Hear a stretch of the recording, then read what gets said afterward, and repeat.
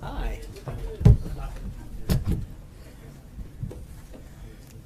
Good afternoon, everyone. Thanks for joining us a little earlier than normal today.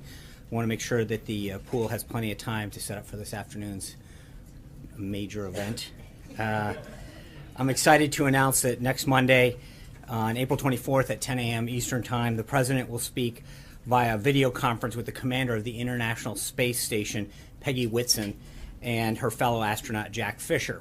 In 2008, Dr. Whitson became the first woman to command the International Space Station, and on Monday, she will break the record for the most time spent in space of any American astronaut. The President, joined by his daughter, Ivanka, and NASA astronaut Kate Rubin, will congratulate Dr. Whitson on this incredible accomplishment and discuss the importance of encouraging women to pursue careers in STEM fields: science, technology, engineering, and math. As you're all aware, in addition to signing the NASA Transition Authorization Act, the President also recently signed the Inspire Women Act, which ensures that NASA continues recruiting women for important STEM-related jobs in aerospace, an effort that's particularly important to this President. We're working closely with NASA and the Department of Education to make this conversation available to classrooms throughout the country. The Department of Education will also be providing tools for teachers to build lessons around this conversation between the President and these two outstanding Americans who are orbiting 220 miles above their heads. The call will air live on NASA TV and stream on NASA's website and Facebook page. And while we're on the topic of upcoming events, I'd like to note that the President will welcome Palestinian President Abbas for a visit to Washington on May 3rd. They will use the visit to reaffirm the commitment of both the United States and Palestinian leadership to pursuing and ultimately concluding a conflict-ending settlement between the Palestinians and Israel. We'll have further guidance on that visit as we get closer to the date. In terms of additional announcements, the President will be giving the commencement address at the Coast Guard Academy in New London, Connecticut on May 17th. And as we grow closer to that date, we will continue to provide updates. Moving along to current events, this morning the President signed an important piece of legislation for our nation's veterans.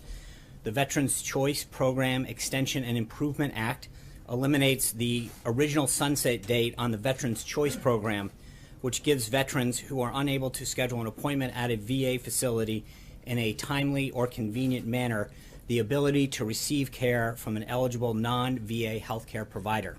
Using funds that have already been appropriated for this program, this gives our nation's heroes the peace of mind they deserve while this administration works with Congress to enact comprehensive reform and modernization at the VA. The Vice President is continuing on his international tour today. On Tuesday, he spoke to 2,500 servicemen and women on the deck of the USS Ronald Reagan in Japan, thanking them for their service and discussing the President's plan to rebuild our military. He then met with and delivered remarks to Japanese business leader and stopped by a youth baseball clinic before leaving Japan. He is scheduled to land in Jakarta, Indonesia right about now.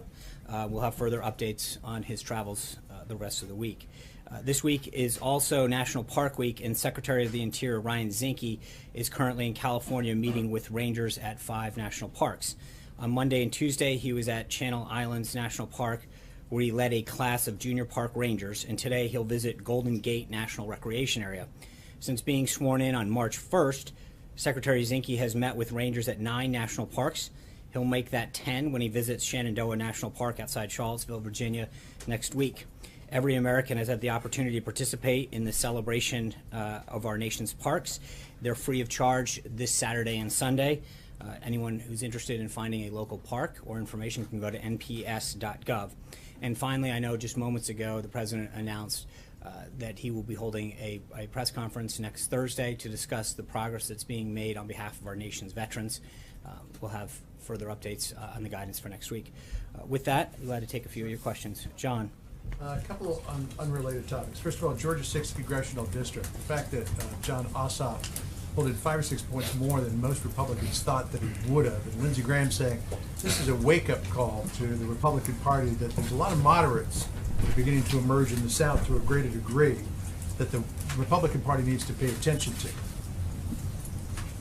I don't imagine that the outcome of the runoff is in that much question, but does Senator Graham have something there that the Republican Party needs to pay attention to changing demographics, particularly in the South? Well, I think you know that based on my former position, we talked about changing demographics throughout the country and made significant headway in doing that. And I think in large part, that's why we won. I mean, we had been talking about how the Republican Party had won at so many different levels of our country, but the presidency had eluded us. This president went and got 306 electoral votes, won 30 of 50 states, over 2,600 counties. I think we did pretty well in November, and we've continued to pick up seats around the country at different levels. So I feel very confident about the state of the party. The fact that Ossoff came so close to 50%. Yeah, is that I concerning? would. Well, I would just.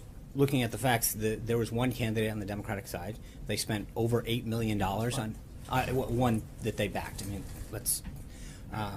and I think when you look at the total Republican vote, it was over that. This is a district that was very close on the presidential level last cycle, and the Democrats went all in on this. They were clear going into this election. They said that their goal was to get over 50%. They came up short. I mean, so at the end, if you look at what his percentage of what it was presidentially, it pretty much tracks. I think this was a big loss for them. The bottom line is they went all in on it. They said that their goal was to get over 50%. They came up short. Unrelated issue. Tillerson's letter to Paul Ryan on the JCPOA in Iran. Is the United States basically saying there's no evidence that Iran is cheating on the JCPOA? No, I think what the letter says is that the president is directing an interagency review of the deal to review that, and we have 90 days before the next one comes up. We'll have more, but right now we're undergoing a 90-day review, and I think the statement that the Secretary of State made to Congress very clearly stated that the president is directing the National Security Council to lead an interagency review of the plan and evaluate whether suspension sanctions related to Iran pursuant to the JCPOA are in the vital interests of the national security of our national security. That's the letter clearly lays out what the president's going to do to make sure that they're living up to their agreement. Is the president concerned that Iran may be cheating on the JCPOA? Well, again, David Albright, the noted UN weapons inspector, says they're developing a new centrifuge, which he thinks could be a violation of Well, the and I think that's why he's asking for this review. I think that if he thought everything was fine, he would have just, allowed this to move forward. I think he's doing the prudent thing by asking for a review of the current deal and what's happening. Hey, Sean, on the USS Carl Vinson, what happened? Can you take us through the events from the perspective of the White House that led to the miscommunication, this administration thinking that this vessel was thousands of miles away from its actual location? I'm sorry, can you repeat the last part? Can you take us through the events that led people within this administration to believe the vessel was thousands of miles away from its actual location? Well, I mean, PACOM put out a release talking about the group ultimately ending up in the Korean Peninsula. That's what it will do. I think we were asked very clearly about the use of a carrier group in terms of deterrence and foreign presence and what that meant. I think that's what we discussed. I would refer you back to any other issues with that to the Department of Defense. Does the president believe that he might have spoken too quickly on this location of the vessel before it was actually President arriving? said we have an armada going towards the peninsula. That's a fact. It happened. It is happening, rather. Yeah. Sean, I just want to follow up on that. Obviously when the President of the United States says there's military hardware going to a region in the middle of a crisis on the Korean Peninsula, the allies of the United States are encouraged. When that happens to not be the case, they can interpret that as a false encouragement. So how is this White House explaining to South Korea and Japan that in fact during the build-up and the actual DPRK missile launch, there was no USS Carl Vinson off the coast of the respectfully, Korean Jessica, I would Peninsula? ask you to either touch base with PACOM or the Department of Defense. The statement that was put out was that the Carl Vinson group was headed to the Korean Peninsula. It is headed to the Korean Peninsula. It'll arrive there. What's that? It's headed there now. It wasn't headed there Sure, last no, week. but that's not what we ever said. We said that it was heading there, and it was heading there. It is heading there. So that remains. An impression that allies had. But if there's an impression, then that's not. Then there should have been clarification from people who were seeking it. But I mean, PACOM put out a release talking about what its ultimate destination was going to be. and that's where it ended up. Caitlin. Well, why did the administration never clarify? Because it definitely, the intent in media reports was that it was headed there now, and now it's going to be there But that 2 weeks wasn't, later. with all due respect, that's not my, we were asked a question. Don't comment on it, though. I know, no, that's not true. What I was asked was what signal did it send that it was going there? And I answered that question correctly at the time, that it signaled foreign presence, strength, and a reassurance to our allies. That's a true statement. You're asking me why you didn't know better. I don't know. That's a question that should have been followed up with either PACOM or the Department of Defense. But the only question that we were asked was what signal it sent, and I think we answered that very correctly at the I time. think it was a little misleading. No one found out about it until a picture was posted on a What do you mean? page. What part is misleading? I'm trying to figure that out. We were asked a question about what signal it sent. We answered the question on what signal it sent. I'm not the one who commented on timing. What's misleading is that people thought it was headed there now, and now it's going to be there weeks later. They thought it was already headed there. And it But wasn't. again, It was doing that's an exercise. before I it was understand going the there. question, right? But what I'm getting at is, it was announced that it was going. It will be there. We were asked simply a question on that. I think all other questions should be asked of the Department of Defense. John. Thanks a lot, Sean. Earlier today, China's foreign ministry spokesman said that China is increasingly frustrated with North Korea. And North Korea, you may have seen it, put out a simulated video over the past 24 hours which shows its missiles attacking, destroying an American city. What's the American White House reaction to that video and also to the comments by China's foreign ministry spokesperson? Well, on the first part, this isn't the first time that North Korea has put out propaganda tools, and I don't think we're going to comment on every time they put out a piece of propaganda. Second, I think it's encouraging to see China continue to move forward and join us in this effort to control North Korea. I've commented before, I think that the relationship that the president started building with President Xi down in Mar-a-Lago is clearly showing some positive signs. China continues to have both economic and political influence over China, and so I think it's important to see them heading in this direction. I think it's a very positive sign to see them play a larger and larger role. I think it is in everybody's interest to contain North Korea's actions. John Gizzi. How strong is that influence? I'm sorry, John. How strong is that influence, though, if the foreign ministry spokesman for China, which the president is depending on for this particular incursion, is saying that he himself, that China itself, is frustrated, increasingly frustrated with the North Koreans? Well, again, I think from an overall diplomatic sense, I think it's a positive to see China continue to take positive signs aligning with the position that we have on this. That's a positive thing. I think the time will tell, but I think seeing a unified effort to contain North Korea's threat is a positive step to protect not only our national security interests, but those in the region. Sorry, John Gizzi. Thank you, Sean. A few weeks ago, I asked you about the president's upcoming visit to Rome and whether or not he would have an audience with this Pope. And I pointed out that this is something that's a part of modern history, going back to 1959, when President Eisenhower had an audience with Pope John the 23rd. You said it was something you'd definitely be in favor of. A few days ago, the Financial Times reported that sources within the administration said this was very unlikely to happen, and that for the first time since nearly 60 years ago, the president would not have an audience with the Pope. Yeah, Why? So right now, at this time, obviously, we headed to both Brussels and Sicily. If we have updates on the schedule, and we're still plenty far away, I'm sure that we will let you know about any additional stops. But Are you in touch with the Holy See about? I appreciate the effort, but I think until we have an update, I'm not going to go there. Francesca. Sean, back on Iran and the State Department's letter to Congress, there's been some talk about stricter sanctions on Iran for the ballistic missiles test that it's been conducting and state finance of terror. Are you concerned that tougher sanctions on Iran would violate it to motivate it to violate the nuclear deal?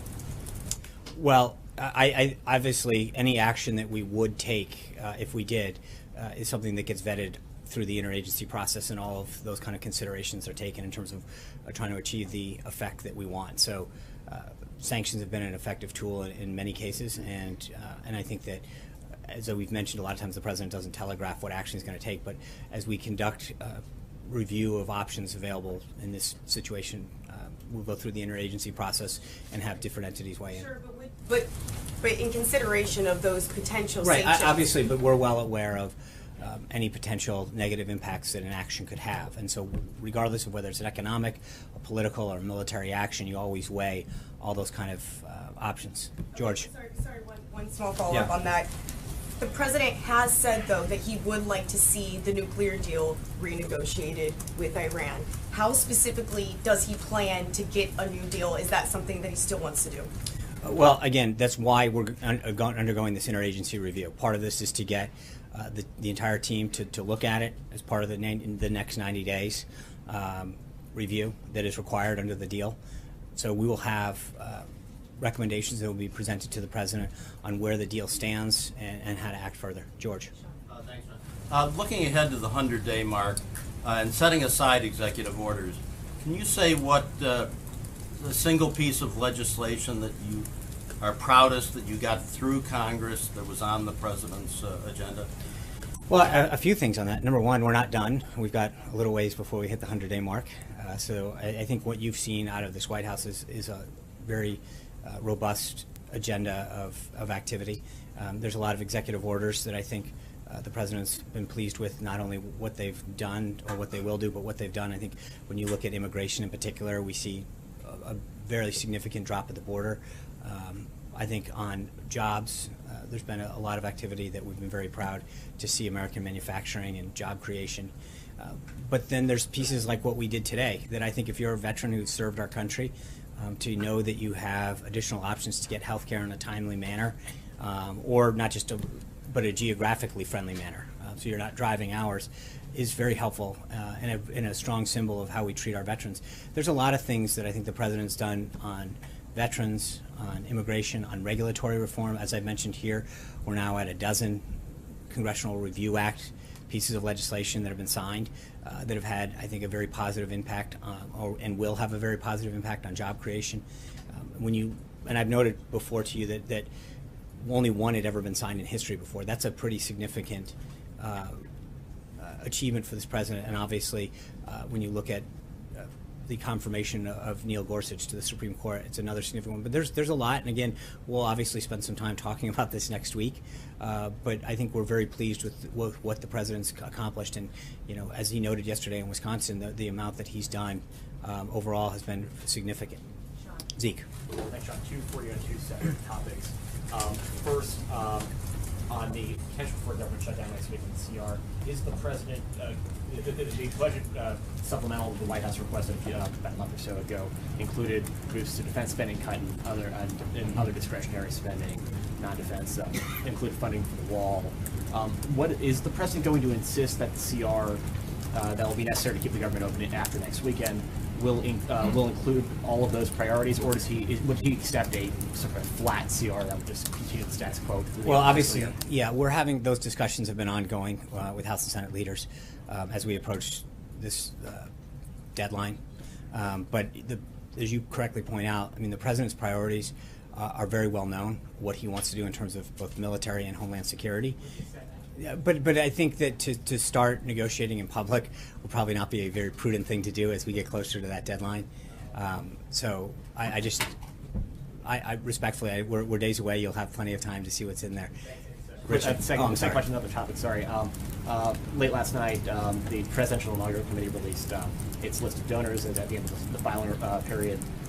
It included, raised record amounts of money, obviously, included lots of money from corporate donors, many of them who have business before the administration. As the president who ran on the Drain the Swamp slogan, concerned about the perception, certainly, but also any or the potential for any real conflict of interest between some of those donations coming into supporting his inauguration. No, I mean I think that this is just like a campaign in the sense that you have there's full there's disclosure on this for a reason so that you know what's happening.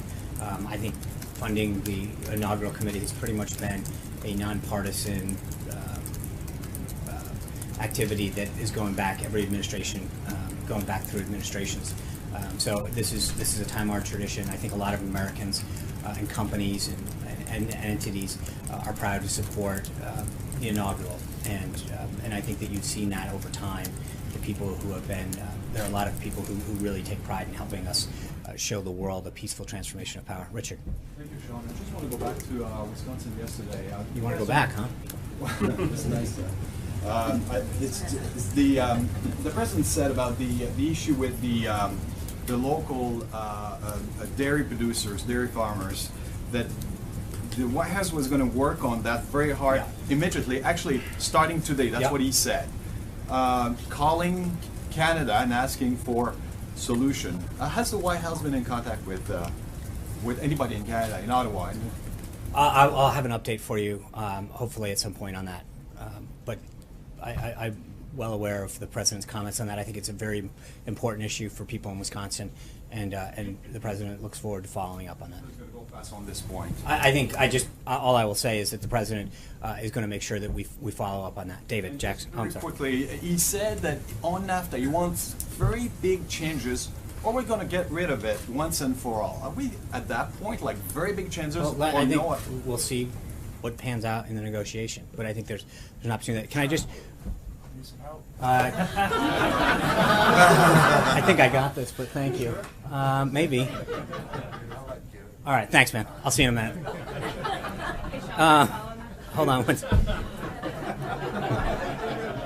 All right, that was cool. Real quick, how do you follow that? Just to John Gizzi's point, I just want to make sure I note that we will be reaching out to the Vatican to see if a meeting, an audience with the Pope can be accommodated. We'll have further details on that. Obviously, we'd be honored to have an audience with His Holiness. David, I'm sorry, I called on David first. Thanks, Sean. What's the White House's reaction to the deportation of Juan Montez? He's a dreamer from California, Right. apparently the first one to be sent back. I think there's that situation is evolving right now. There's a lot of things that are being looked at in terms of the circumstances surrounding that, and I'd ask you to stay in contact with the Department of Homeland Security. Did President Trump say he didn't want the... I think that I don't want to comment right now in the sense that there are some circumstances regarding that I think that need to come out or be further looked into, and I think getting ahead of that could be an issue. So I just respectfully, I would say that I don't want to rush to judgment. I think there's a lot of additional details that are coming out about that issue, and I think the Department of Homeland Security is probably the best place to get updates. And okay, Hallie. Two topics, and one of those is a follow. But I want to ask about Georgia 6 here. You can ask Carl. Two quick ones on that. Is the president planning to campaign for the Republican challenger there? Will he go to Georgia to get out the vote? I don't know if needed. I think the president's going to make sure that he does everything he can to maintain majorities and further the party. But we'll see if we're needed. Is he expending too much political capital on a race that Republicans should be winning easily? Well, it's interesting. I thought that some of the coverage was a little intriguing as I watched it. Suddenly, the Democrats went all in on this race. They spent over $8.3 million. They said on the record that their goal was to win this race. They lost, and the reaction has somewhat been, that they almost won. No, they lost. They made very clear what their goal was in this race. They spent $8.3 million and threw everything, including the kitchen sink, at it and lost. And so, 2 months left, though, right? no, not in terms of what their stated goal was. They said that their goal last night was to win the race with over 50%. They spent $8.3 million. They didn't run for a runoff. They ran to win last night, and they lost. And so anything short of describing that as a loss is sort of inconceivable to me in the sense that that's literally what they said their goal was to do. And they said, we want to win Tuesday night with over 50%. They came up short of their goal. They put all the money that they had in there, they put all their firepower, and they came up short. So it's a loss. And there's no other pick. Mara. Can I just follow up on David? I just have that second topic for you on deportations, and I'm not speaking specifically about this case because I understand that you're referring over to DHS, but there seems to be a little confusion, so if you can clarify, what is this president's position on undocumented immigrants living in this country who have not committed serious crimes? I think the president's priorities on immigration have been very clearly laid out. First and foremost, he wants to make sure that people who have committed a crime or pose a threat to public safety are dealt with first and foremost, and that we would continue to address immigration going forward. That's So what is the po- and I guess my question is and- those who have not posed a threat. right, or and are I not think that, perceived posing as a I threat. said, I mean, the goal and the focus has been on people who pose a threat to national security or in some other way in violation. But these cases have come up, I people who have understand. not posed a threat. So But- I guess but there's, that's even again, Jeff and I would Sessions said it was confusing today. I would respectfully suggest that in this particular case, the facts are not completely out yet. So I'd rather not jump to judgment on what's happening. There's also a case in Ohio. I I'm not trying understand. to belabor the I- point. I- There are other Thank you. instances. Mara. Thank you. I just want to get a little more clarity on Iran. Mhm. Is it the president determined to pull out of this agreement, as he promised during the campaign, or will that decision be determined by this review? I think part of the review, the interagency process, is to determine where Iran is in compliance with the deal and to make recommendations to the president on the path forward. So he might or might not decide to pull out. I think that's why you undertake This is a. up in the, this decision has yet to be made, That's why he's doing a review. because that was a campaign promise. Right, and I understand, and that the point that I'm making is that he asked the interagency team to conduct a review, as the secretary laid out in the letter last night. Anita. Sean, two questions on one issue.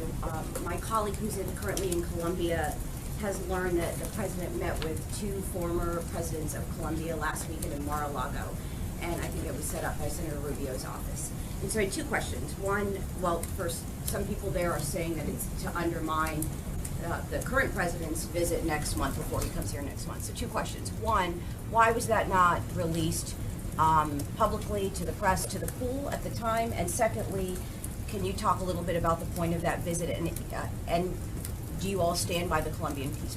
Yeah, I'll be glad to look into the circumstances. I don't have anything for you at this time, so I will get that something and then read it out. Saying that didn't happen? No, I'm just No. saying I'm unaware of the that. So can you get back to me on the policy can. issue? But why not release that if that's the case? Because again, I don't know that it's the case, and so until I know, I think it would be tough to answer the second question. Thank you guys very much. We'll have an event for you tomorrow. Take care. Have a good one. Can I do a Patriots question?